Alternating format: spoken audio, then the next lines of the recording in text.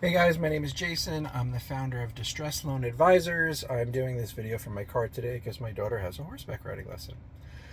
I specialize in SBA offer and compromise. If you have an EIDL loan, this video is as of July 11th, 2023. The SBA is not considering SBA offer and compromise for EIDL loans only. Regular SBA loans, we can still do. I'm doing them regularly. EIDL loans, I cannot help you settle it currently. Keep checking back. But I can help you as far as what's going to happen if you don't pay, if you have a personal guarantee, if you don't have a personal guarantee, in terms of collateral, what to do if you get the 60-day letter, all that stuff I can help with. I'm doing tons of consultations about that. So if you have questions, I will put a link in the notes below. Today, I just want to give you an update on the ridiculous things that the SBA is asking people for when they want to try to sell collateral and give the SBA the money. So just to back up a second, when you took your EIDL loan, if you borrowed more than $25,000, the SBA required you to give the SBA a security interest in those assets. And so now what we're seeing is people's businesses are closing and they're trying to do the right thing. They're trying to liquidate the collateral. But the problem is the SBA is being such a pain. In my opinion, they're almost inviting people, oh, there goes a horse. They're almost inviting people to not assist with the liquidation, which makes no sense at all.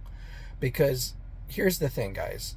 The SBA gave out almost 4 million of these loans. They don't have the manpower to be going to liquidate, the landscaper, the pizzeria, whatever other businesses you might have. And so really the only way that these assets are going to be liquidated is if the business owner liquidates them themselves. And so you would think, just like I've been doing for the past 20 years, if there's a liquidation, we go to the bank and say, Joe Schmo wants to buy this stuff for $5,000. It's an arm's length transaction, nothing fishy going on here. And the bank says, okay, fine, go ahead and sell it. Send us the proceeds. We will release our security interest. We'll release our UCC filing. That's how the banks normally do it. The SBA, the email that my client forwarded to me just made me shake my head. First, they're asking for insurance. So, in other words, they're selling the collateral. They will not own it anymore. And the SBA wants proof that it's insured. How does that make any sense? The answer, it doesn't. In addition to that, they asked my customer to, if you're going to sell the collateral, what personal assets do you have that you can use to replace the collateral? And I was like, what? So just to boil it down, here are the options that you'll have. Either don't do anything to sell the collateral, and then there's really not much the SBA is going to do about it. They're just going to refer these things to the Treasury, or at least that's all that they've done to this point. So your option is don't assist with the liquidation, or do assist with the liquidation and have the SBA, running you through hoops for getting, proof of collateral insurance. And then on top of that, they're going to ask you to give more collateral to replace the value of the collateral you sold. But here, you're not even keeping the money. You're giving the SBA the money. So to me, it's insane to ask somebody to replace that collateral with personal assets, because the alternative is they just don't sell it at all. And so SBA, you are encouraging people to not liquidate the assets and just put it on you and say, I don't have a buyer.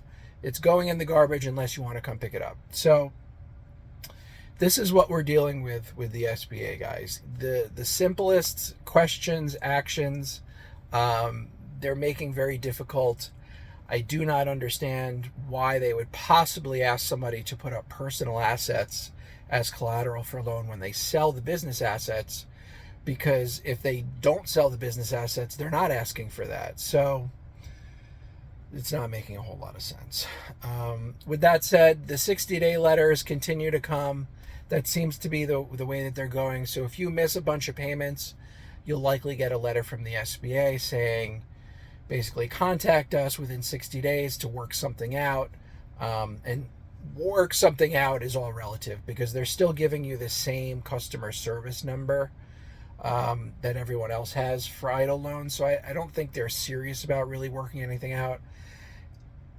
I think the best case scenario is if you want to catch up your loan payments and get it back to current servicing, maybe they'll allow you to do that. But beyond that, offering compromise is still not an option. So that's it.